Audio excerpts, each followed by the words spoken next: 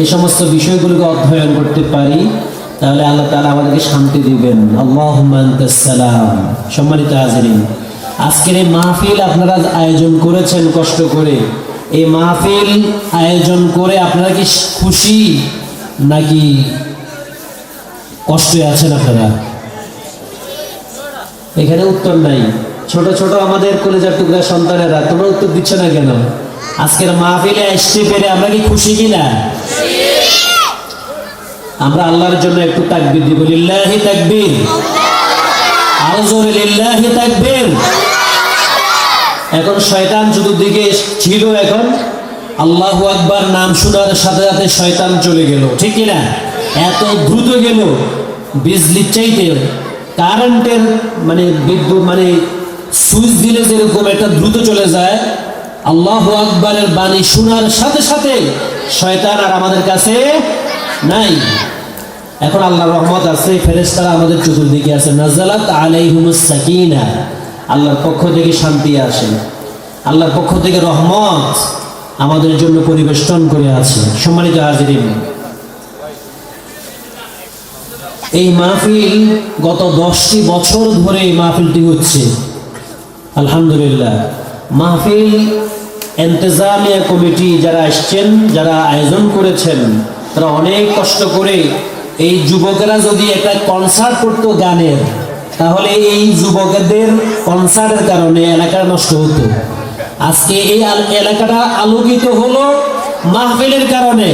এই জন্য যুবকদের জন্য আমরা দোয়া করব, রব্বুল আলামিন হাসরের কঠিন সময়, যেদিন তার মা সন্তান তার মাকে চিনবে না, সন্তান তার মা তার সন্তানকে চিনবে না, বাপ তার সন্তানকে চিনবে না, স্ত্রী তার স্বামীকে চিনবে না, আত্মীয় স্বজন কেউ চিনবে না, কারো সাথী হবে না। সেদিন যাতে এই মাহফিল আমাদের সকলের নাজাতের উসিলা হয়, সব বলি আমিন, আল্লাহুম্মা আমিন। এই মাহফিলটি এটা নাজাতের উসিলা হয়ে যাবে। সম্মানিত হাজিরিন, রব্বুল আলামিন পবিত্র কোরআনের অসংখ্য মুজিজা, বিশ্বনবীর জীবনে অসংখ্য মুজিজা হয়েছে, প্রায় 300-এর অধিক। কোরআন হচ্ছে জীবন্ত মুজিজা। বিশ্বনবী চলে গেলেন, কিন্তু আমাদের কাছে কোরআন রেখে গেলেন। এই কোরআনকে যদি আমরা অধ্যয়ন করে তেলাওয়াত করি, তাহলে আমাদের জীবনটা উজালা করে দিবেন রব্বুল আলামিন। কোরআনের মালিক আল্লাহ তাআলা বিওয়াসিতাতি জিবরিল আলাইহিস সালাম আলা মুহাম্মাদিন সাল্লাল্লাহু আলাইহি ওয়াসাল্লাম আল কোরআনুল মুনাজ্জাল আলা রাসূল সাল্লাল্লাহু আলাইহি ওয়াসাল্লাম, কোরআন অবতীর্ণ করেছেন আল্লাহ তাআলা জিবরিলের মাধ্যমে। তার উপরে মুহাম্মদুর রাসূলুল্লাহ সাল্লাল্লাহু আলাইহি ওয়াসাল্লামের উপরে। কেন? লিহিদায়াতিন নাস, মানুষের হিদায়াতের জন্য। মানুষ অন্ধকারে নিমজ্জিত, অন্ধকারে তারা একদম অমানিসার মধ্যে নিমজ্জিত। এই অন্ধকার থেকে আলোর দিকে নিবে, লিতুখরিজান নাস মিনাজ যুলুমাতি ইলান নূর, অন্ধকার থেকে মানুষকে বের করে কোরআন নিয়ে যাবে আলোর দিকে। সুবহানাল্লাহ। আলো হচ্ছে ইসলাম, ইসলাম হচ্ছে আলো। ইসলাম আপনাকে দিবে আল ইসলাম complete code of life. Islam is not only a religion but also a complete code of life. ইসলাম শুধু ধর্মের নাম নয়, ইসলাম একটা পরিপূর্ণ জীবন ব্যবস্থা, ঠিক কিনা? এই জীবন ব্যবস্থা আমরা পেয়ে আমরা সবচেয়ে কষ্টে আছি। হিন্দুরা এত সুন্দর ধর্ম ইসলাম পায় নাই, খ্রিস্টানেরা পায় নাই, ইয়াহুদিরা পায় নাই, বৌদ্ধরা পায় নাই, পেয়েছে মুসলমানেরা। মুসলমানদের ঘরে ঘরে কোরআন আছে কিনা? কথা কম লাগে, কোরআন আছে কিনা? মঞ্চের মধ্যে কোরআন আছে, মাদ্রাসায় কোরআন আছে, মোবাইল অ্যান্ড্রয়েড সেটের মধ্যে কোরআন আছে। কোরআন, দা হোলি কোরআন সার্চ দিলে একজন ইহুদিও সে পাবে। সারা বিশ্বের মানুষের জন্য হুদাল লিন্নাস, মানুষের হেদায়েতের একমাত্র গ্রন্থ হচ্ছে যে আল কোরআন, দা হোলি কোরআন। It may be Tito Copa's great religion of the world. এই কোরআন অধ্যয়ন করে ডক্টর মরিস বুকাইলি ফ্রান্সের সেরা বিজ্ঞানী ছিল। এই বিজ্ঞানী প্রফেসর ছিল। এই বিজ্ঞানী কোরআনকে অধ্যয়ন করে রিসার্চ করে কোরআনে ভুল আছে প্রমাণ করার জন্য অনেক জীবনে প্রায় 30টি বছর অতিবাহিত করেছে। দেখলো না কোরআনের মধ্যে কোনো ভুল নাই, ভুল আছে জীবনে, ঠিক কিনা? সে রিসার্চ করে গবেষণা করে ইসলাম গ্রহণ করে ফেললো। সুবহানাল্লাহ। পৃথিবীর অসংখ্য হিন্দুরা, বৌদ্ধরা, খ্রিস্টান, ইহুদিরা কোরআন রিসার্চ করে মুসলমান হয়। আর আমাদের দুর্ভাগ্য, আমরা মুসলমানেরা কোরআন না পড়ে আজকে পথভ্রষ্ট, পথ হারা, দিকভ্রান্ত, পথের দিশা পাচ্ছি না। যদিও আমাদের কাছে কোরআন আছে, কিন্তু শতকরা দেখা যাবে কত পার্সেন্ট, 80% লোক ভালো করে কোরআন তেলাওয়াত করতে পারে না, ঠিক কিনা? এই সামনে যে রমজান মাস আসতেছে, এই মাসটা হচ্ছে কোরআন নাজিলের মাস। এই মাসে আমরা বেশি বেশি কি করব? আল্লাহর কোরআন তেলাওয়াত করব ইনশাআল্লাহ। এই যে ছোট ছোট আমাদের ভাই, আমাদের যা কলেজের টুকরা সন্তান যারা আছো, এইখানে হাফেজ সাহেবেরা আছে। হাফেজ সাহেব হয় বুড়ো বয়সে না ছোট বয়সে? কথা বলেন না কেন? ছোট বয়সে হাফেজ সাহেব হয়। কোরআন রিসার্চ করে, কোরআন গবেষণা করে, কোরআনকে অধ্যয়ন করে, তেলাওয়াত করে করে আমাদের ছোট ছোট কলেজের টুকরা সন্তানেরা লক্ষ লক্ষ হাফেজ আমাদের বাংলাদেশে আছে, যারা পৃথিবীর বুকে হাফেজ জুবায়ের, হাফেজ, এরপরে কি সর্বশেষ যে তেলাওয়াত করল আমাদের এই তাকরিম, হাফেজ তাকরিম, সারা বিশ্বকে 70টি দেশকে পরাজিত করে বাংলাদেশকে সারা বিশ্বের মানে উচ্চ মাকামে দাঁড়িয়ে দিয়েছে হাফেজ তাকরিম। তার জন্য দোয়া, তার তেলাওয়াতের ছন্দে, তেলাওয়াতের মুগ্ধতায় সারা বিশ্ব মুখরিত। তাহলে আমাদেরকে কোরআন তেলাওয়াতের মাস, সামনে রমজান আসতেছে, এই রমজানের প্রস্তুতির জন্য আল্লাহ রাসূল সাল্লাল্লাহু আলাইহি ওয়াসাল্লাম 2টি মাসকে বলেছেন, আল্লাহুম্মা বারিক লানা ফি রজব ওয়া শাবান ওয়া বাল্লিগনা রমাদান। ও আল্লাহ তাআলা, শাবান এবং রমজান মাসের প্রস্তুতির জন্য তিনি শাবান মাসের আগের মাস কোন মাস? কথা বলেন না কেন? রজব মাস। মাশাআল্লাহ।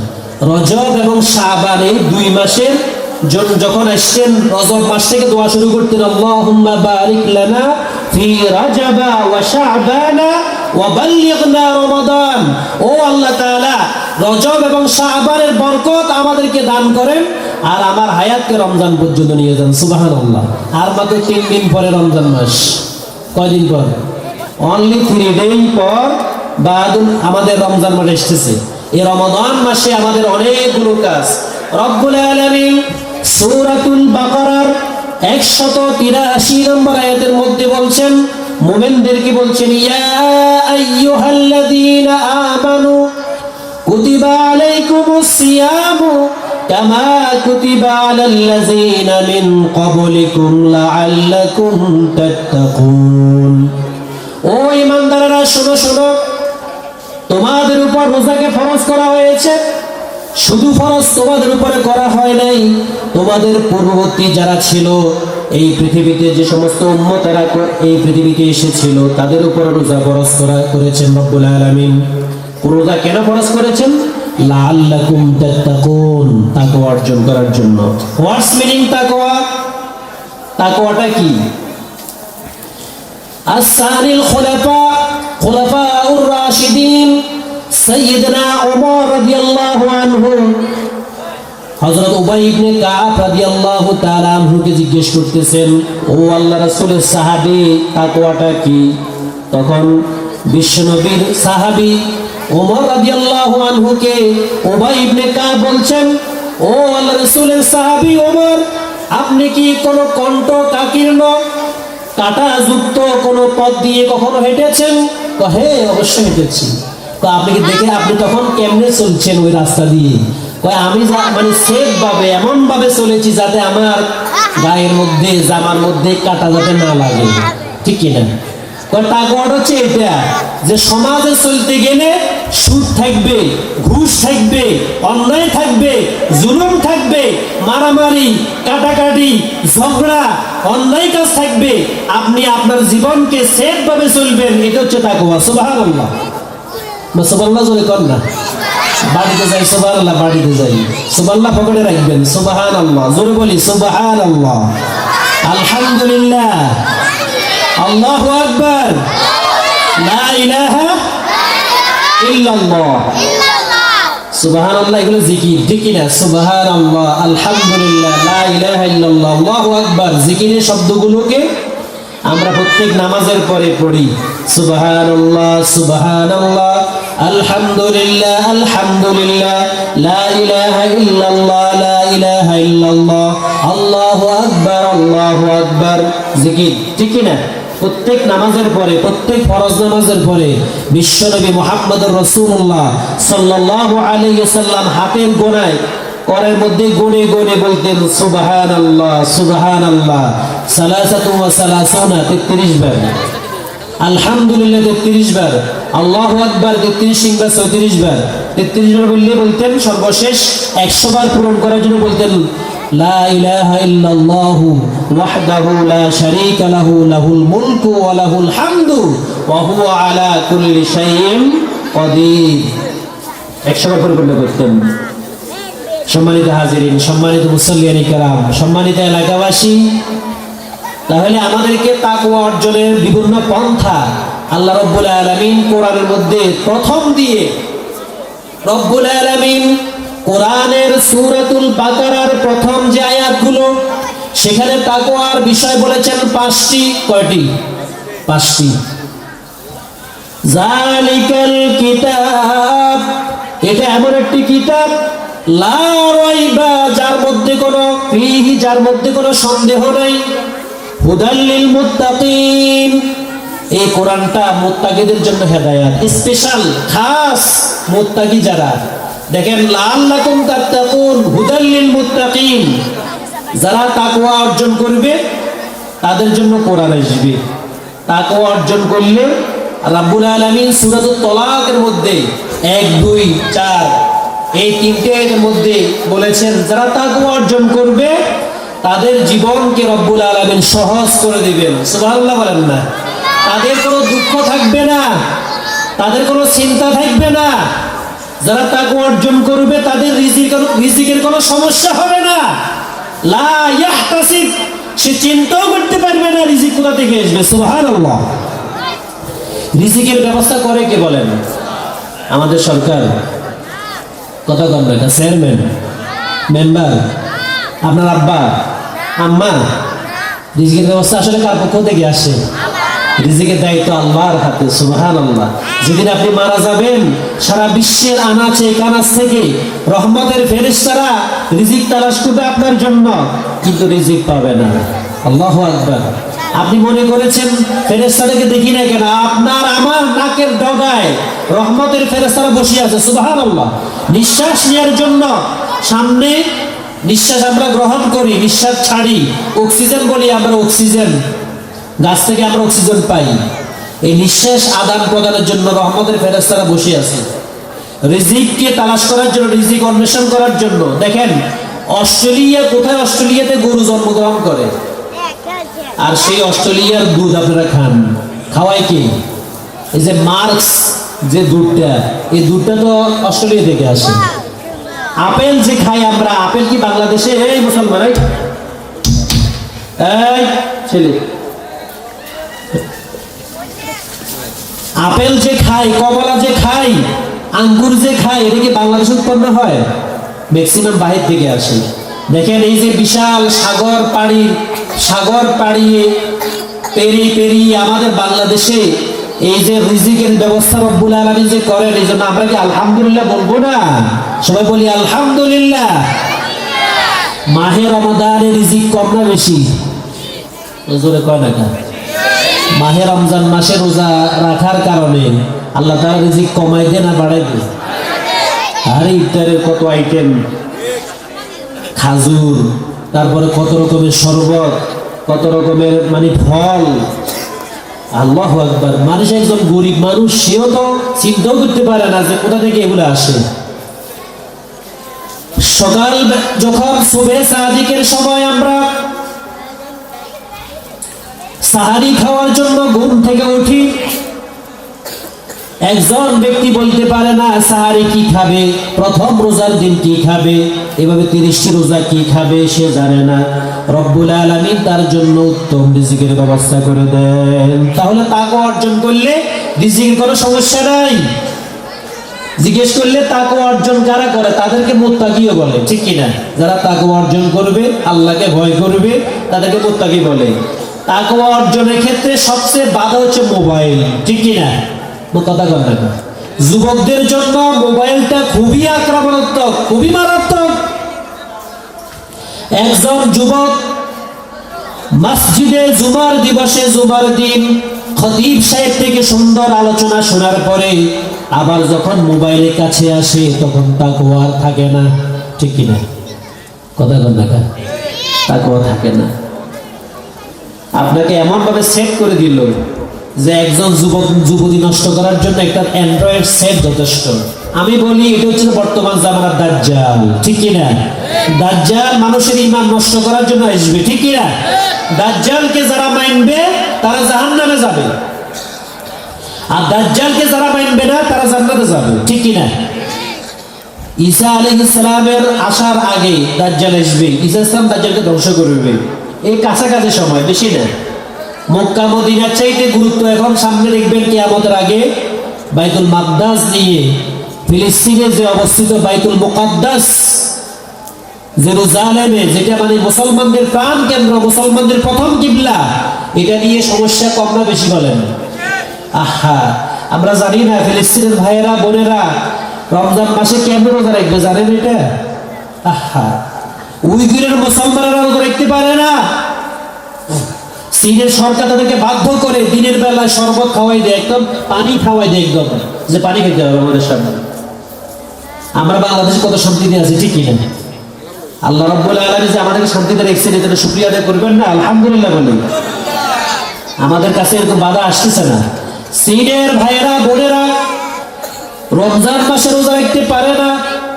ফিলিস্তিনের ভাই বোনেরা ইসরায়েলের আগ্রাসনের কারণে ঠিকমতো রোজা রাখতে পারে না, খাওয়া খাইতে পারছে না, কষ্ট করে করে দিন যাপন করছে। তাদের জন্য আমরা দোয়া করি। যদি আমরা সুযোগ থাকতো তাহলে আমরা তাদের সাথে সামিল হইতাম, কিন্তু সুযোগ নেই, ঠিক না? সৌদি আরবের মতো একটা রাষ্ট্র মানে সুযোগ থাকা সত্ত্বেও ফিলিস্তিনের পক্ষে কোনো কথা বলে না, ঠিক কিনা? বলে, বরঞ্চ ইসরায়েলের সাথে হাত মিলায়। কেন জানেন? কারণ হচ্ছে যে সৌদি আরব যে রাজতন্ত্র টিকিয়ে রাখার জন্য যা দরকার সব কিছু তারা করে। প্রয়োজনে আমেরিকাকে নিয়ে আসবে, ইসরায়েলকে নিয়ে আসবে, তারপরে তাদের রাজতন্ত্র টিকে রাখতে হবে। নাউযুবিল্লাহ। সম্মানিত হাজিরিন, রব্বুল আলামিন বলছেন, ইয়া আইয়ুহাল্লাযীনা আমানুত্তাকুল্লাহ হাক্কা তুকাতিহি ওয়া লা তামুতুন্না ইল্লা ওয়া আনতুম মুসলিমুন। সূরা আল ইমরান।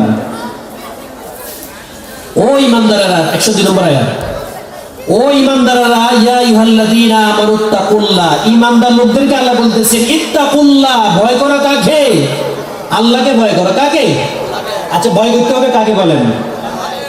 এখানে মানে আমাকে ভয় করতে হবে, অমুকের ভয় করতে হবে, তমুকের ভয় করতে হবে, এটা কি চলে?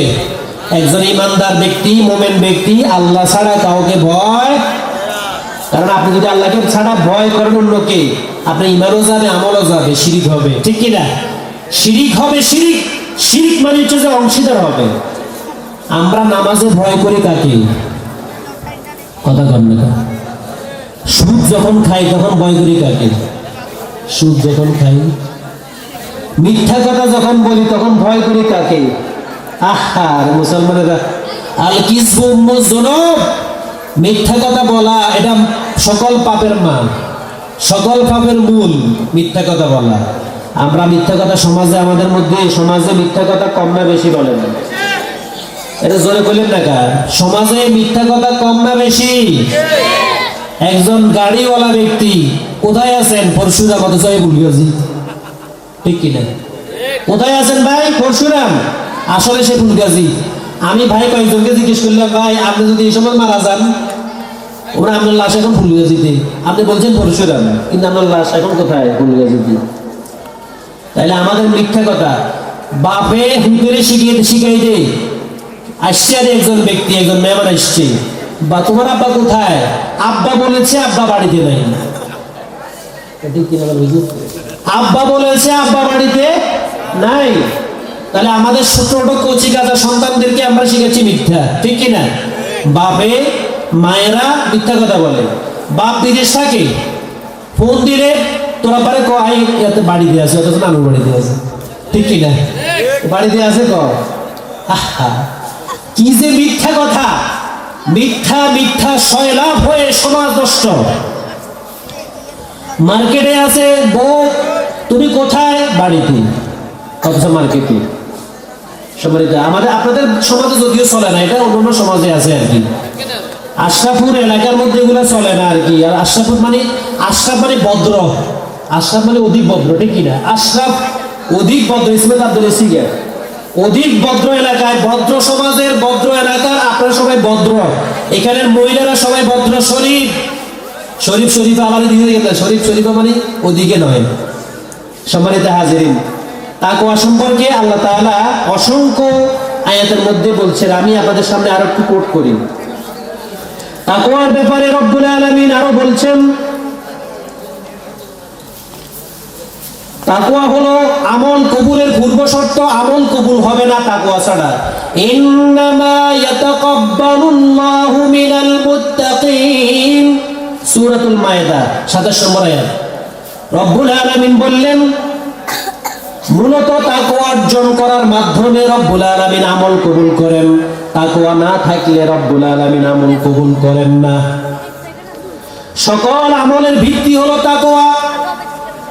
আল্লাহ তাআলা সূরাতুল মুমিনুনের মধ্যে বলছেন, ক্বাদ আফলাহাল মুমিনুন আল্লাযীনা হুম ফী সালাতিহিম খাশিউন। সফল কারা? মুমিনেরা। সফল কারা? কাফেররা কি সফল? কথা কন না, কাফের সফল? এখানে কেউ কাফের আছে? মুনাফিক আছে? আর মুনাফিক থাকতে পারে, ঠিক কি না? মুনাফিক থাকতে পারে, মাহফিলেও মুনাফিক থাকে, মসজিদেও মুনাফিক থাকে, মাদ্রাসায় মুনাফিক থাকে, থাকে কি না? কারণ মুনাফিক মানে কি? মুখে এক, অন্তরে আরেক। তার নাম কি? কথা কন না, তার নাম কি? মুনাফিক।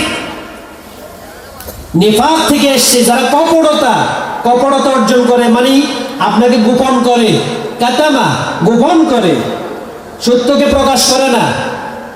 ভালোর লগে গেলে ভালো, খারাপের লগে গেলে খারাপ। মিথ্যাবাদীর লগেও কয় হ্যাঁ ঠিক আছে, সত্যবাদীর লগে গেলে হ্যাঁ ঠিক আছে, আমি তো আমার দলের লোক। মিথ্যাবাদীর লগে গেলে কয় হ্যাঁ আমি তো আপনার দলের লোক, ঠিক কিনা? এরকম আমাদের সমাজে আছে কিনা? তাহলে মিথ্যাবাদীদের, মুনাফিকেরা মিথ্যাবাদী হয়। তাদের বিভিন্ন সুরত, বিভিন্ন চেহারা পরিবর্তন, রং ধারণ করে।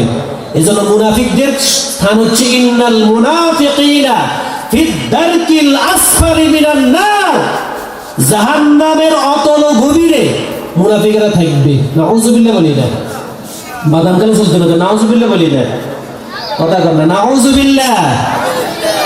মুনাফিকেরা রাসূলুল্লাহ সাল্লাল্লাহু আলাইহি ওয়াসাল্লামের জামানায় সবচেয়ে বেশি কষ্ট দিয়েছে মুনাফিকেরা, ঠিক কি না? কাফেররা যা না কষ্ট দিয়েছে, মুনাফিকরা তার চেয়ে বেশি কষ্ট দিয়েছে। কারণ উহুদের যুদ্ধের ময়দানে বিশ্বনবী মুহাম্মদুর রাসূলুল্লাহর নেতৃত্বে 1000 সাহাবী যাচ্ছে, প্রতিমধ্যে মুনাফিক 300 জন ভাগিয়ে গেল আব্দুল্লাহ ইবনে উবাইর নেতৃত্বে। এই মুনাফিকেরা কষ্ট দিল মানে রাসূলুল্লাহ সাল্লাল্লাহু এবং সাহাবীদেরকে। পরবর্তী যত যুদ্ধ হয়েছে মুনাফিকদের কারণে, অনেক যুদ্ধে মানে মুসলমানরা মানে হোঁচট খেয়েছে বেশি। সম্মানিত হাজিরিন, তাহলে সওয়াবের ক্ষেত্রে তাকওয়া লাগবে। তাকওয়া অর্জনের জন্য আরেকটা মাধ্যম হচ্ছে হজ করার সময় তাকওয়া লাগবে। রব্বুল আলামিন বলছেন, ওয়াতাযাওয়াদু ফাইন্না খায়রাজ যাদিত তাকওয়া। তোমরা তাকওয়ার পাথেয় সংগ্রহ করো। সবচেয়ে বড় পাথেয়, সবচেয়ে উত্তম পাথেয় হলো তাকওয়া, ঠিক কি না? তাকওয়া না থাকলে আল্লাহ তাআলা কি করেন না? আমল কবুল করেন না। সম্মানিত হাজিরিন, কোরবানি যখন আমরা করি, বিশাল একটা গরু জবাই করছি, এটা কোরবানি। 2 লাখ টাকা 5 লাখ টাকা দিয়ে কোরবানির পশু নিয়ে আসলাম, এটা কি তাকওয়া? কথা বলেন, এটা কি তাকওয়া হবে? তাকওয়া হচ্ছে লা ইয়ানালাল্লাহু লুহুমুহা ওয়ালা দিমাউহা ওয়ালাকিন ইয়ানালুহু তাকওয়া মিনকুম। তোমাদের পশুর গোশত, তোমাদের পশুর রক্ত আল্লাহর কাছে পৌঁছায় না, আল্লাহর কাছে পৌঁছে তোমাদের তাকওয়া। তাকওয়া সম্পর্কে মোটামুটি যারা আল্লাহকে ভয় করে চলে, এটা হচ্ছে তাকওয়া। যারা হালালকে মেনে চলে, যারা হারামকে বর্জন করে, তাদেরকে মুত্তাকি বলে, ঠিক কিনা? হারামও খায় হালালও খায়, ঠিক কিনা? এরকম আছে কিনা? কনসার্টেও প্রধান অতিথি, মাহফিলও প্রধান অতিথি, কি এরকম আমাদের সমাজে নাই? কনসার্ট মানে মমতাজের গান, রুব্বানের নাচে কোমর ডোলাইয়া, ওখানেও সে প্রধান অতিথি। আর হলো যে মাহফিলের যেখানে কোরআনের আওয়াজ চলছে সেখানেও প্রধান অতিথি। তাইলে 2 জায়গার প্রধান অতিথি, খারাপ জায়গায় প্রধান অতিথি, খারাপ ভালো জায়গায়ও প্রধান অতিথি। তাহলে কি সমস্যা না? তাকে অর্জন হলো না? আহা, দেখেন আমরা হিন্দুদের মেলাতেও যাই, ওখানে মেলাতে অংশগ্রহণ করি। এই যে হিন্দুদের যে একাদশী পালন করে, কি কি পালন করে, সরস্বতী পূজা, হাবিজাবি, এক মানে 12 মাসে 13 পূজা, এই সমস্ত জায়গাগুলো আমরা যাই। আবার মাহফিলে মসজিদেও আমরা থাকি। তাহলে মুসলমানরা আজকে তাদের ঈমান হারা, মুসলমানদের ইজ্জত হারা, মুসলমানরা ঐতিহ্য হারিয়ে ফেলেছে। মুসলমানরা তাদের যে একটা স্বকীয়তা, তাদের যে একটা সৌন্দর্যতা, এটা হারিয়ে যাওয়ার কারণে মুসলমানরা আজকে মার কি কম খাচ্ছে না বেশি খাচ্ছে বলেন? মুসলমানরা মার আরো বেশি খাবে। যদি আমাদের হারার ঐতিহ্য ফিরিয়ে না আনতে পারি। আমাদের হারানো ঐতিহ্য ছিল সিয়াদাতান ওয়া কিয়াদাতান, আমরা ছিলাম সারা বিশ্বকে নেতৃত্ব দিতাম, সারা বিশ্বের মধ্যে মর্যাদা ছিল মুসলমানদের। আজকে মুসলমানেরা নির্যাতিত, নিষ্পেষিত, নেতৃত্ব হারা, তারা মার খাওয়া ইত্যাদি তাদের চলতেছে আমাদের ঈমানের কারণে, ঠিক কিনা? এই জন্য ঈমানকে আমাদের রিনিউ করতে হবে। ঈমান আনতে হলে প্রথমে করতে হবে লা ইলাহা ইল্লাল্লাহু মুহাম্মাদুর রাসূলুল্লাহ, আশহাদু আল্লা ইলাহা ইল্লাল্লাহু ওয়া আশহাদু আন্না মুহাম্মাদান আবদুহু ওয়া রাসূলুহু। ঘোষণা দিতে হবে। ঘোষণা দেওয়ার পরে আপনাকে কমিটমেন্ট দিতে হবে, ওয়াদা। প্রতিষ্ঠানেরা যখন পিটি চলে, পিটি সমাবেশ চলে, ছেলেরা বলে আমি ওয়াদা করছি, আর আমাদেরকে ওয়াদা করতে হবে, আল্লাহ আমি ওয়াদা করছি আমার জীবনের যাবতীয় কাজকর্ম আল্লাহর হুকুম মতে, রাসূলের তরিকা মতে, আমার জীবনের যত রকমের যা আছে সব কিছু রাসূলের তরিকা মতো হবে। এরকম একটা সিদ্ধান্ত, কমিটমেন্ট না দিলে মুসলমান থাকা যায়? সম্মানিত হাজিরিন, এরপরে আমাদের সমাজে সবচেয়ে ভালো মানুষ, শরীফ মানুষ কাকে পাবেন? যারা তাকওয়াবান তাদের। কি আল্লাহ তাআলা বলছেন, ইন্না আকরামাকুম ইনদাল্লাহি আতকাকুম, তোমাদের মাঝে সর্বোত্তম ওই ব্যক্তি যার মধ্যে তাকওয়া আছে। সে ব্যক্তি ঠেলাওয়ালা হইতে পারে, কুলি হইতে পারে, মজুর হইতে পারে, রিকশাওয়ালা হইতে পারে। সে ব্যক্তি যদি তাকওয়াবান হয়, মসজিদের ইমামের সাথে যদি তাকওয়া কম থাকে, তাহলে ওই রিকশাওয়ালা তাকওয়া থাকার কারণে তার মর্যাদা বেশি। সুবহানাল্লাহ বলেন না? আমরা মনে করেছি যে আমি খতিব সাহেব, আমি বড় একজন লোক। না না, আল্লাহর কাছে সবচেয়ে বড় ওই ব্যক্তি, ইন্না আকরামাকুম, ও সম্মানিত ওই ব্যক্তি, ইনদাল্লাহি আতকাকুম, যার কাছে তাকওয়া আছে, ঠিক কি না? যার তাকওয়া নাই, সে যদি বড় আলেমও হয়, তার মর্যাদা 2 পয়সারও নেই, ঠিক কি না আল্লাহর কাছে? এজন্য তাকওয়া অর্জন করতে হবে। আল্লাহর জন্য আমরা আল্লাহকে ভালোবেসে তাকওয়া অর্জন করব। সবাই একটু জিকির করি, লা ইলাহা ইল্লাল্লাহ, আরো জোরে লা ইলাহা ইল্লাল্লাহ, আরো জোরে লা ইলাহা ইল্লাল্লাহ। আর সামনে আসেন, লা ইলাহা, সামনে আসেন, সামনে চলে আসেন, লা ইলাহা ইল্লাল্লাহ, আরো সামনে, লা, বলেন না সবাই, লা ইলাহা ইল্লাল্লাহ, বলেন না লা ইলাহা ইল্লাল্লাহ, আরো জোরে লা ইলাহা ইল্লাল্লাহ, আরো জোরে লা ইলাহা লা ইলাহা ইল্লাল্লাহ সাল্লাল্লাহু আলাইহি ওয়াসাল্লাম। সম্মানিত হাজিরিন, আল্লাহ তাআলা বলছেন ইয়া আইয়ুহাল্লাযীনা আমানুত্তাকুল্লাহ, ও ঈমানদার লোকেরা তাকওয়া অর্জন করো। তাকওয়া অর্জন করে হাক্কা তুকাতিহি, যথার্থভাবে সঠিকভাবে তাকওয়া অর্জন করে ওয়ালা তামুতুন্না ইল্লা ওয়া আনতুম মুসলিমুন, তোমরা মুসলমান না হয়ে মৃত্যুবরণ করিও না। আচ্ছা বলেন, এর আমরা যারা এখানে এসেছি আমরা কি মুসলমান? কথা বলেন। আল্লাহ বলতেছে তো মুসলমান না হয়ে মৃত্যুবরণ করিও না, তা আমরা কি মুসলমান নয়? কেমন মুসলমান? ওই যে বললাম মুসলমান, ফজরে হুজুর ফজরের সময় একটু কষ্ট হয় আর কি, বাগিচার ওয়াক্ত নামাজ পড়ি। তা আমি বলি যে ভাই আল্লাহকে বলেন আল্লাহ ফজরের নামাজ ডিলিট করে দেন, ফজরের নামাজই করে দেন, বাদ দিয়ে দেন আমাদেরকে। যেহেতু ফজরের সময় আমাদের কষ্ট হয় সেজন্য আমরা ফজরের সময় যাইতাম না। সম্মানিত হাজিরিন, দেখেন আল্লাহ রাব্বুল আলামিন আমাদের জন্য 5 ওয়াক্ত ফরজ নামাজ আদায় করার জন্য বলছেন। কত ওয়াক্ত? খামসাতু মাকতুবা, 5 ওয়াক্ত নামাজ ফরজ করেছেন কে? আল্লাহ তাআলা। এই আল্লাহর 5 ওয়াক্ত নামাজ যে ব্যক্তি পড়বে ওই ব্যক্তি 50 ওয়াক্ত নামাজ পড়লে যে সওয়াব, সে সওয়াব পেয়ে যাবে। সুবহানাল্লাহ, আরো জোরে 50 ওয়াক্ত সওয়াব। এক রাকাত নামাজ পড়লে, জামে মসজিদে নামাজ পড়লে 27 গুণ, কাবা শরীফে পড়লে প্রায় 1 লক্ষ গুণ, মসজিদে নববীতে পড়লে প্রায় 50,000, বাইতুল মুকদ্দাসে পড়লেও প্রায় 50,000-এর মতো, ঠিক না? তাইলে এক রাকাত নামাজ পড়লে যে সওয়াব, দেখেন এক রাকাত 50 ওয়াক্ত নামাজ পড়লে কত রাকাত, কত সওয়াব হবে? ক্যালকুলেটর মারলে জীবনে আপনার ক্যালকুলেটর ধরবে না, ঠিক কিনা? তাইলে আমাদের সওয়াবের ভান্ডার। এজন্য ঈমানদার মুমিন ব্যক্তি যদি ঈমান থাকে সে জাহান্নামে যাওয়ার কোনো সুযোগ নেই। আমল কম দেখতে পারে, আখলিস দীনাকা ইয়াকফিকাল আমালুন কলিল। ঈমানকে খাঁটি করার জন্য বিশ্বনবী বলেছেন ঈমান খাঁটি করতে হবে। আর যদি আমল কম হয় রব্বুল আলামিন ঈমান খাঁটি করার কারণে জান্নাতে প্রবেশ করাই দিবেন। সুবহানাল্লাহ।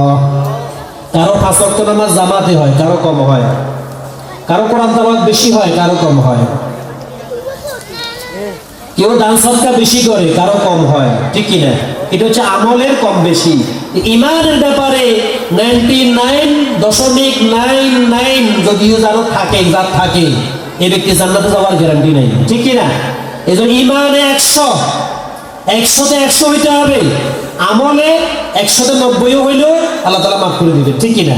কারো আমল বলছি যে 80 হইতে পারে, 100তে আপনি 80 মার্কস পেলেন, কিন্তু ঈমানের ব্যাপারে যদি আপনি 100তে যদি 99.9 পান, আল্লাহ তাআলা মাফ করার সম্ভাবনা আল্লাহু আ'লাম নাই। এজন্য আল্লাহ রাব্বুল আলামিনের কাছে ঈমানের ব্যাপারে আমাদেরকে সতর্ক হতে হবে। ঈমানকে মজবুত করার সবচেয়ে বড় মাধ্যম হচ্ছে যে সামনে রমজান আসতেছে। ওয়াইজা তুলিয়াত আলাইহিম যাদাতহুম ঈমানা ওয়া আলা রাব্বিহিম ইয়াতাওয়াক্কালুন। কোন ব্যক্তি, কোন মুমিন বান্দা যখন কোরআন তেলাওয়াত করে রব্বুল আলামিন তার ঈমানকে বাড়াই দেন। সুবহানাল্লাহ। ঈমানকে বাড়াই দেয় কে? আল্লাহ তাআলা। একটু মনোযোগ দিন, অ্যাটেনশন প্লিজ।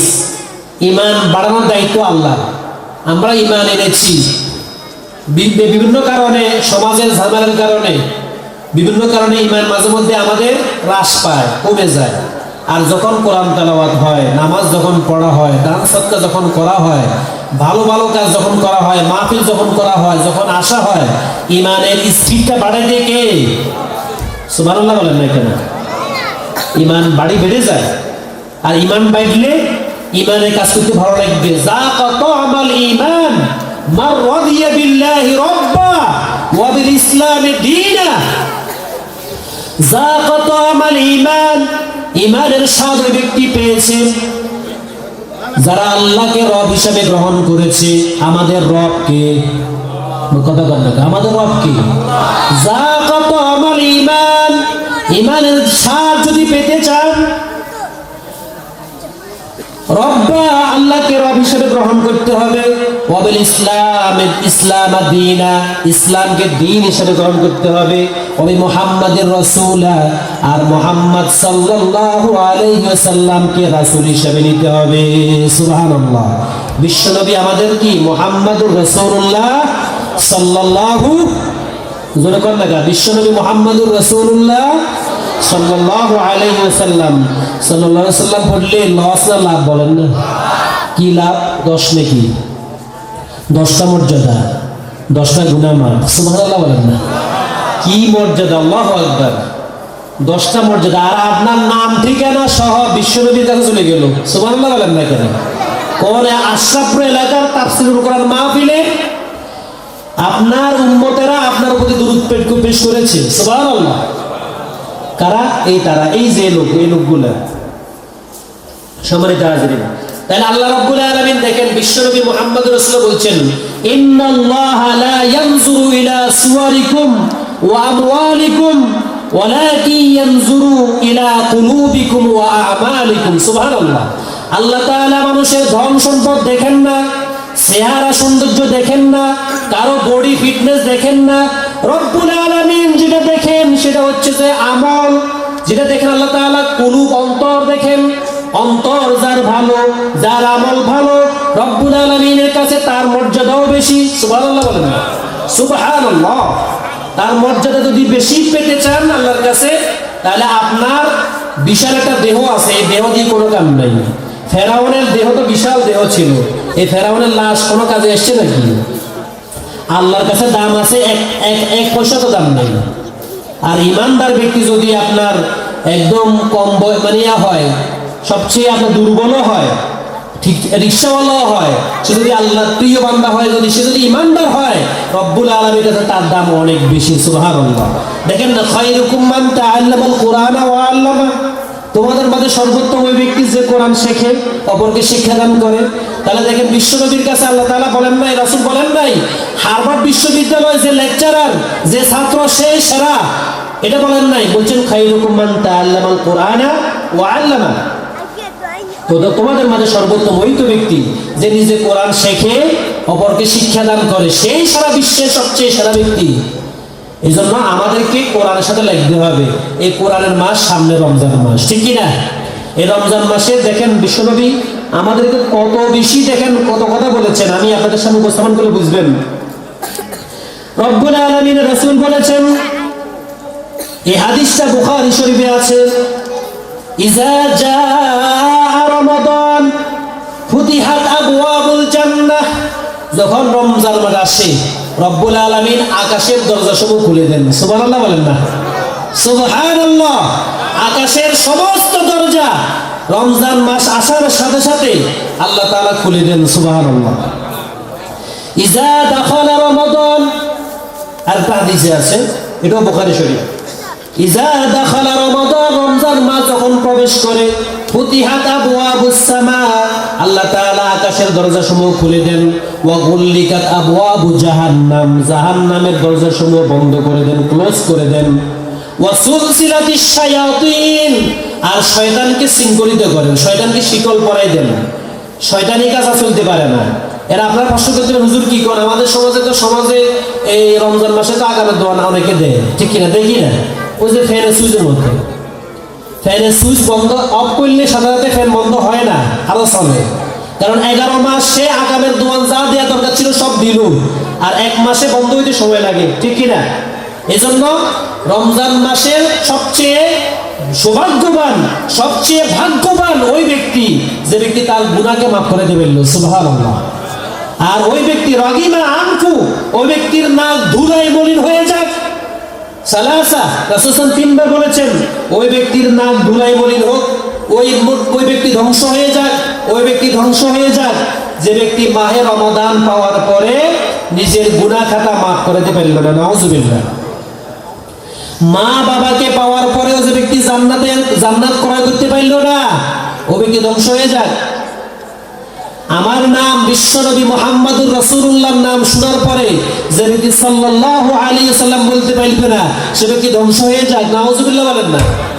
তাহলে 3টা দোয়া করছেন বিশ্বনবী আমাদের জন্য, উম্মতের জন্য দয়ার নবী, মায়ার নবী, সব তবে 3টা কাজ করলে ধ্বংস হবেন। রমজান মাস পাওয়ার পরে যদি গুনাহ মাফ না করতে পারেন, পিতা মাতা পাওয়ার পরে জান্নাত ক্রয় না করতে পারেন, রাসূলের নাম শুনলে সাল্লাল্লাহু আলাইহি ওয়াসাল্লাম, জোরে বলি না সাল্লাল্লাহু, যে ব্যক্তি বলবে না ওই ব্যক্তি ধ্বংস হয়ে যাবে। আর সবচেয়ে বখিল ওই ব্যক্তি যে ব্যক্তি রাসূলের নাম শোনার পরে সাল্লাল্লাহু আলাইহি ওয়াসাল্লাম দুরূদ পড়ে না, সে ব্যক্তি বখিল। বখিল মানে কৃপণ। ইমাম মালিক রাহিমাহুল্লাহ বলেছেন, যে ব্যক্তি সামনে মুহাম্মাদুর রাসূলুল্লাহ বলার পরে সাল্লাল্লাহু আলাইহি ওয়াসাল্লাম বলবে না, সে ব্যক্তি ওয়াজিব তরক করলো, উজু তরক করলো। এজন্য উনি বলেছেন, যতবার মুহাম্মদ ততবার সাল্লাল্লাহু আলাইহি ওয়াসাল্লাম। ইমাম আবু হানিফা বলছেন, একবার বলা সাল্লাল্লাহু আলাইহি ওয়াসাল্লাম ওয়াজিব, আর পরবর্তীতে বলা সুন্নাহ। সুবহানাল্লাহ। এজন্য আমরা ইমাম আবু হানিফার মতের কারণে বেঁচে গেলাম না, কিন্তু খবর আছিল আমাদের। সম্মানিত হাজিরিন, আল্লাহ রাব্বুল আলামিন মাহে রমাদানের রোজা যে ব্যক্তি রাখবে তাদের পুরস্কার নিজ হাতে দিবেন। as-sawmu li wa ana ajzi bihi। রাসূলুল্লাহ সাল্লাল্লাহু আলাইহি ওয়াসাল্লাম বলছেন, এটা হাদিসে কুদসি হাদিস। এই হাদিসটা হাদিসে কুদসি, আযজা ওয়া জাল্লা। আল্লাহ বলছেন যে কুল্লু আমাল ইবনি আদম লাহু, প্রত্যেক আদম সন্তানের প্রত্যেকটা আমল তার জন্য, ইল্লা সিয়াম, রোজা ছাড়া। হ্যাঁ, ফাইন্নাহু লি ওয়া আনা আজসি বিহি, রোজা আমার জন্য আর রোজাদারের পুরস্কার আমি আল্লাহ নিজ হাতে প্রদান করিব। সুবহানাল্লাহ। এই যে এত পুরস্কার, এত অফার পাওয়ার পরেও আমাদের সমাজে অনেক লোক আছে রোজা রাখে না। কি বলে, আছে কিনা? মাছের আড়তের সামনে গেলে বোঝা যায় যে লাল দেয়ালের লাল কাপড়ের ভিতরে কি পরিমাণ খানা চলে। আমরা বিশ্বাস করেন না, আমি দেখছি। আমি বিভিন্ন অভিজাত এলাকাগুলোকে গেলে বোঝা যায় যে আসলে আমাদের সমাজে এখন প্রকাশ্যেও অনেকে ধূমপান করে রোজার দিনে। ঠিক কিনা? এটা অভিজাত বলে। এটা হচ্ছে অশ্লীল এলাকা, অশ্লীল নোংরা এলাকা। আর আপনাদের এই যে আশরাফুল এলাকা অন্তত সাহস করে দিনের বেলায় রোজার মাসে কেউ সিগারেট খায়, সে অন্তত সে হিন্দু হইলেও লুকিয়ে লুকিয়ে খায়। আর আমাদের মুসলমান নামধারী অনেক লোক আছে যারা ওই অশ্লীল এলাকাগুলোর মধ্যে তারা প্রকাশ্যে দিবালোকে মানুষের সামনে খানাও খায়, সিগারেটও পান করে। নাউযুবিল্লাহ। সম্মানিত হাজিরিন, তাহলে আমাদেরকে রমজান মাসের গুরুত্ব বুঝতে হবে। দেখেন, রমজান মাস কোরআন নাজিলের মাস। আল্লাহ তাআলা বলছেন সূরাতুল বাকারা 185 নম্বর আয়াত, শাহরু রমাদানাল্লাযী উনজিলা ফীহিল কুরআনু হুদাল লিন-নাসি ওয়া বায়িনাতিন মিনাল হুদা ওয়াল ফুরকান। রমজান মাসে কোরআন নাজিল করছে কে? কথা কম লেখা। কোরআন নাজিল করছে আসলে কে? কি নাজিল করছে? আল্লাহ। সুবহান বললেন না? কথা কম লেখা। রমজান মাসে কোরআন নাজিল করছে আল্লাহ তাআলা। ইন্না আনজালনাহু ফি লাইলাতিল কদর, নিশ্চয়ই আমি কদর রাতে কোরআন নাজিল করেছি। কোরআন নাজিল করার উদ্দেশ্য হচ্ছে যে সুমা খাওয়া, তাবিজ দেয়া। এটা আজ সবই আছে, সবই 50 শেষ করতে হবে, 7:50 শেষ করি। টাইম আমার কাছে আছে, তো ঘড়ি আছে আমার কাছে। সম্মানিত হাজিরিন, তাহলে কোরআন নাজিল করার উদ্দেশ্য সুমা খাওয়ার জন্য না। কথা কম না, তাবিজ দিবেন না। এটা কোরআনের শেফা constitution, personal life, family life, social life, national life, international life. ঠিক না? কোরআন নাজিলের উদ্দেশ্য হচ্ছে ব্যক্তি জীবন, পারিবারিক জীবন, সমাজ জীবন, রাষ্ট্রীয় জীবন, আন্তর্জাতিক জীবন গঠন করার জন্য। ঠিক না? আর আমরা কেউ মারা গেলে খতম পড়বেল্লা বলি, আমরা কোরআন পড়ি। ঠিক কিনা?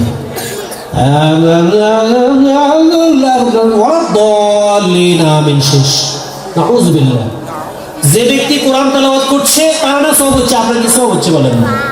অথচ নিয়ম ছিল যে বাপ মারা গেল, সন্তান জানাজা দিবে, সন্তান কোরআন তেলাওয়াত করবে, সন্তান দোয়া করবে। ঠিক কিনা?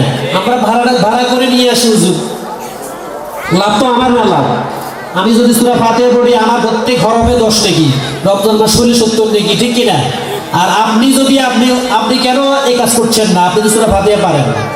আচ্ছা, আপনার আব্বা মারা গেলে কান্দা আসবে আমার না আপনার? কথা কন না। রক্ত সম্পর্কের কারণে আপনি কিছু না জানলেও কবরস্থানে দাঁড়াইলে চোখের পানি অটোমেটিক বের হয়ে যাবে। আমরা এই কাজ করি না, আমরা ভাড়াটিয়ে নিয়ে আসি, ভাড়াটিয়ে নিয়ে এসে আমরা বলে হুজুর দোয়া করে দেন, 200 টাকা 500 টাকা দিচ্ছি, টাকাও লস হইলো, সোয়া হইলো, সোয়া অর্জন করলো হুজুরে, কিন্তু আমার কি লাভ হইলো? সম্মানিত হাজিরেন, দুঃখজনক সত্য, আমাদের উচিত আব্বা এবং আম্মার কবরস্থানে সূরা ফাতিহা, সূরা ইখলাস, সূরা যা জানি তেলাওয়াত করে আল্লাহকে দোয়া করে, আল্লাহ আমার আব্বাকে মাফ করে দেন, আমার আব্বার ভালো কাজ কবুল করেন, আমার আম্মাকে মাফ করে দেন, আমার আত্মীয়-স্বজনকে মাফ করে দেন, দাদাকে মাফ করে দেন, নানাকে মাফ করে দেন, এবং দোয়া করলে আল্লাহ তাআলা মাফ করে দিবেন। ঠিক কি না? সম্মানিত হাজিরিন, অনেক কথা আছে, অনেক শেয়ার করছি না, সময় শেষ প্রায়।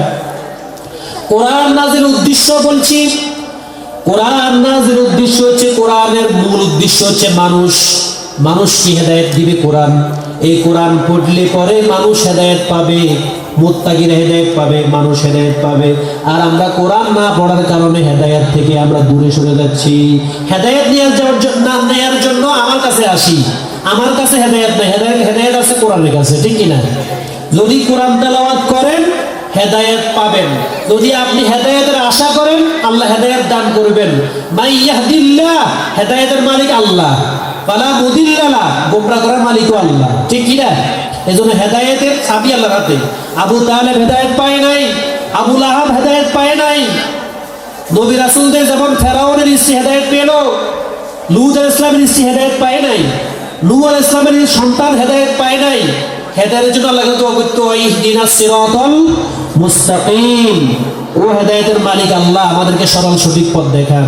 ইহদিনাস সিরাতাল মুস্তাকিম, মুস্তাকিমের পথ, সঠিক রাস্তা, হেদায়েতের রাস্তা আমাদেরকে প্রদান করুন। এজন্য সকালবেলায় আগের দিনের গুলোতে সকালবেলা সূরা ইয়াসিন তেলাওয়াত হতো, এখন সকালবেলা নাক ডাকার আওয়াজ শোনা যায়, ঠিক কিনা? ফজরের পরে এখন নাক ডাকার আওয়াজ শোনা যায় ঘরে ঘরে। সূরাতুল মুলক তেলাওয়াত হইতো ইশারার নামাজের পরে, যদিও এখন মোটামুটি আলহামদুলিল্লাহ তেলাওয়াত হচ্ছে, কিন্তু তারপরে কম। যেভাবে হওয়া দরকার সেভাবে মনোবাক্যে দোয়া করি, আল্লাহ তাআলা আমাদেরকে আল্লাহর আবেদ বানায় ফেলবে। বিশ্বের কোনো মানুষ আল্লামা হতে পারে না, আল্লামা রুবি হতে পারে নাই, আল্লামা ইকবাল হতে পারে নাই। মাওলানা যা বলেন, মুত্তাকি যা বলেন, সবাই শেষ রাতে উঠার ফসল। সুবহানাল্লাহ, শেষ রাতে উঠে আল্লাহর কাছে ধর্ণা দিল, আল্লাহ তাআলা তাকে বিশাল একজন আলেম বানিয়ে ফেলল। সুবহানাল্লাহ। সাহাবায়ে আজমাইন তাদের জীবনের দিকে তাকালে বুঝবেন, তারা সারা রাত, এক রাতের একটা অংশ ঘুমাতেন, আর ম্যাক্সিমাম রাতের অংশগুলোতে তারা পিঠের মধ্যে তারা কি লাগাতেন না, খাট লাগাইতেন না, তারা ছাদ লাগাইতেন না, তারা আল্লাহর জন্য, আল্লাহ রাব্বুল আলামিন সান্নিধ্য পাওয়ার জন্য, জান্নাত লাভ করার জন্য, আল্লাহর রহমত পাওয়ার জন্য তারা আকুল আবেদন করে আল্লাহর কাছে কায়ে মনোবাক্যে দোয়া করতেন। সুবহানাল্লাহ। অথচ আবু বকর ফিল জান্নাহ, ওমর ফিল জান্নাহ, উসমান ফিল জান্নাহ, আলী ফিল জান্নাহ, তালহা জুবাইর ফিল জান্নাহ, সাদ ইবনে আবি ওয়াক্কাস ফিল জান্নাহ, আশারাতুল মুবাশশারা 10 জন সার্টিফিকেট জান্নাতের পাওয়ার পরেও তারা জান্নাতের সার্টিফিকেট যখন পেলেন তখন তাদের চোখের পানি অঝোর ধারায় ঝরতেছে। সুবহানাল্লাহ। কেন? তারা বলল যে আরে আমি একজন আল্লাহর বান্দা, আমি জান্নাতের সার্টিফিকেট পেয়ে গেলাম, তাদের আমল আরো বাড়াই ফেলল। আর আমরা যদি জান্নাতের সার্টিফিকেট পাই যাই, পরশুরাম বাজারে মিছিল ওই জান্নাতের সার্টিফিকেট পাই গেছি, ঠিক কিনা? আমাদের আমলও যাবো সালো যাবো, মানে আমরা জান্নাতের সার্টিফিকেট পাই গেলাম। সেজন্য আমাদের উচিত জান্নাত পাওয়ার জন্য আল্লাহর প্রিয় বান্দা হওয়া, আল্লাহর মুত্তাকি বান্দা হওয়ার জন্য আল্লাহ তাআলা নিজে শিখাইলেন কেমনে মুত্তাকি হবেন। রব্বুল আলামিন সূরাতুল বাকারার 177 নম্বর আয়াতের মধ্যে বলছেন, লাইসাল বিররা আও তুওয়াল্লু উজুহাকুম কিবালাল মাশরিকি ওয়াল মাগরিব, তোমরা পশ্চিম এবং পূর্ব এই সমস্ত দিকের মধ্যে ঘোরানোর মধ্যে, দিক ঘোরানোর মধ্যে কোনো কল্যাণ নেই। লাইসা নাই, আনতুয়াল্লু বিররা, বিররা মানে কোনো পুণ্য নাই, কোনো নেক নাই। আনতুয়াল্লু উজুহাকুম, তোমাদের চেহারা ঘোরানোর মাঝে, কিবালাল মাশরিকি ওয়াল মাগরিব, মাশরিকুল